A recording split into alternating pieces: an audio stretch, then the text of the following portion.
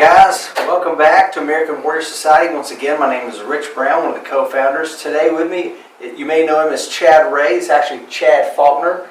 Chad explained that, I think, on one of the podcasts. He can go into that in a little bit. And today we've been requested to shoot a video on what do we carry and why do we choose these firearms. So Chad, if it's okay with you, I'm going to start first. Go ahead, Rich. Thanks, man. As you may or may not know, I like the Glock family of handguns, and this goes all the way back to when I attended high-risk personnel course back in 1992, a little bit before your time, perhaps, Chad. And in that course, all the really cool instructors were carrying Glocks, and I'd never seen the polymer pistol at that time, so I was pretty enamored by it. But what I have, so I came back and in 1992 purchased, and all four of these firearms have been cleared, by the way. I purchased a Glock 17 right after that school in 1992 and enjoyed it. And this is the current iteration of it. The Glock Gen 1 that I had back then has long since passed away. And this is the current model, the Gen 4. And some of the things I like about the Glock family of handguns, obviously I would love to consider myself a Glock salesman, although I don't think I've ever encouraged anybody to buy a single handgun. But I like the ease of it, the simplicity of it. It's got no external safeties. At the time we were running the M9 Berettas, you know, it's got, if you didn't get the safety off and you drew the handgun, you're going to be standing out there doing this, not wondering why the gun's firing. So I love the simplicity of this design, the lightweight, the ergonomics, the accuracy of just the Glock stock barrel. There is so much good to say about why I chose this family. But as anyone who's carried a Glock will tell you, it probably needs an upgrade or two. Everybody knows the sights suck, right? Sights, right. The sights suck. Sights, got to get them off. They're junk. Absolutely disgusting. My first Glock I bought, one of the things I did when I was taking it apart the first time, trying to figure out how to do that, you know, way back in the day, slide come falling off, the polymer sight broke off immediately. So I'm like, wow, I've just been introduced to how crappy the sights are. So all my sights, all the Glocks I have the 17, the 19, and the 26, all caliber, of course, a 9mm. They all have the same red Dawson narrow fiber optic front, wide notch rear. I run a Henning battle hook rear here. That was given to me by my good friend Mike Seaclander, of course. But I run a Dawson Charger set on my other two Glocks, the 26 and the 19.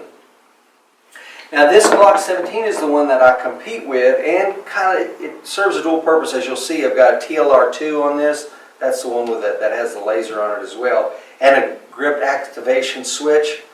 If you're going to run the TLR series of Streamlight products, I think it's important to have the grip activation switch so you can do it with one-handed. But I also compete with this gun, so I constantly kind of take the TLR on and off to compete with it. So that's why you'll find a mag well on this as well, and a little bit of skateboard grip tape, an extended mag release, and the sights. I mean, really, and I've got a Haley skimmer trigger in it too, but I don't know that that's necessary. I think you can probably you're doing an in-house trigger job and probably be just as fine without it, but I've played around with the trigger because that is the second drawback to the Glock series of firearms, as people tell you. Some people like and some people don't like the trigger. But I thought for a competition setup, I might as well get the best trigger I can get with it. And I read a lot of reviews, and the skimmer triggers seem to do well. But for my everyday carry handgun, my EDC that I run most of the time, it's a Gen 4 Glock 19 handgun. And I've got, like I said, the Dawson set on it. Other than that, all I have added is the gadget. The Striker control device. And I really like that so far. Have you had an opportunity to try that? No, but I'm interested to see what you have to say about it once you're done. Yeah, I've only put probably 100 rounds to it so far. Absolutely functioned flawlessly, so I have no complaints absolutely at all with this. And Tom and I, the co-creator of this gadget, have been emailing back and forth. I'm telling him how much I enjoy it. And you probably heard me mention it perhaps on a podcast, so no issue with that. What I did want to do, so the third Glock handgun I run is a Glock 26. And I run it in my Vertex commuter sling bag. And if you haven't seen this product, I'll show you how it works. And there's my handgun. And this thing is a phenomenal backpack. I know we're here to talk about firearms, but this is how I run my Glock 26. There's really nothing unique about that handgun, with the exception of I run the fiber optic front just the same because I want the same sight picture every single time, and the Dawson Charger rear sight. And really, that's about it. I don't do a whole lot of modifications to my carry guns. Like I said, the only thing that's been changed on the 26 is the sights, and the only thing that's been changed other than the sights on my Glock 19 is the striker control device, the Gadget, by Tau Development Group. Other than that, that's really all I have. Chad, you want to tell us a little about yours? All right, so I just have a couple of my carry options here. I'm traveling, so I didn't want to bring my entire arsenal. I didn't want to be irresponsible and have a bunch of firearms in my vehicles. But the first thing you'll notice is there's no Glock on the table. Oh, there is 2 Glocks on the table. In this general section, Okay, you're right. in this general area, there are no Glocks on the table.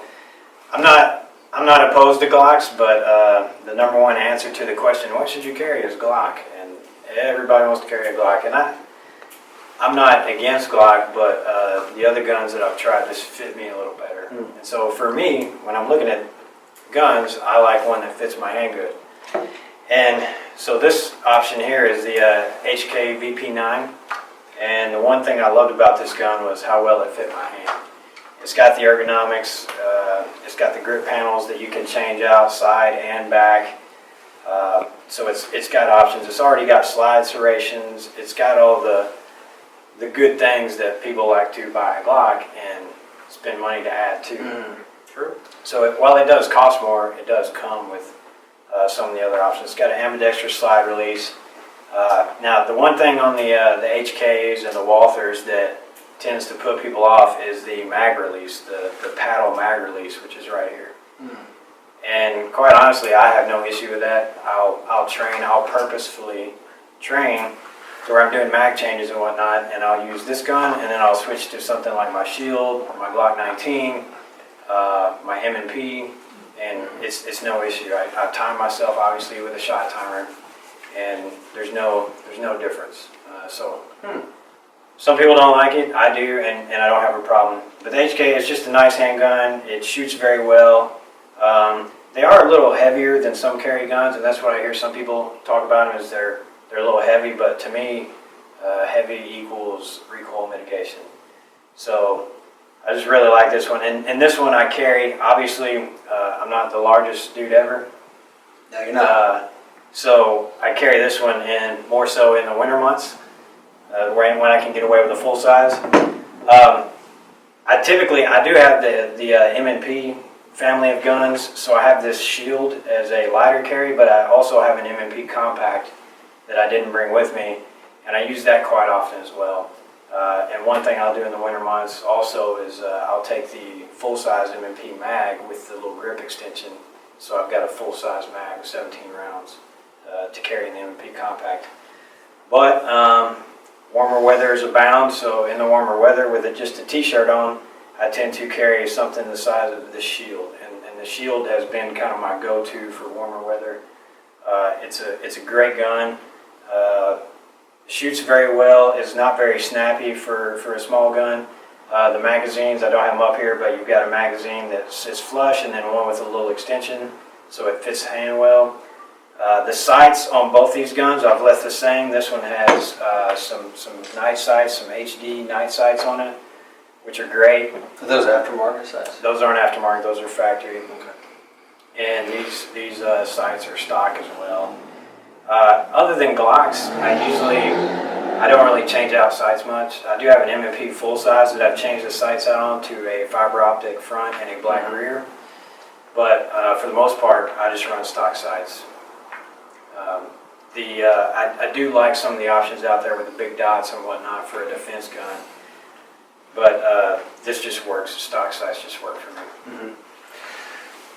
So there you have it. The one thing I would add on is the holster availability. Going from an HK to a Shield, obviously you're having to transition holsters. And one of the things I like, and I know we mentioned them on another vlog, and you probably are familiar with, is with the Glock 26, 19, and 17, one holster is all you need. It'll fit all those handguns. Quite nice. So anything else you want to go over, Chad, on your carry guns? So you don't make any other modifications? No, I typically don't. I don't modify much, especially for my carry guns, because I know we've talked with Andrew Bronca about some legal issues and whatnot. But really, I mean, why spend that much money on a handgun if you need to do a lot of modifications? Is kind of my thought process behind it. I've got my Glock 19 that I carry occasionally.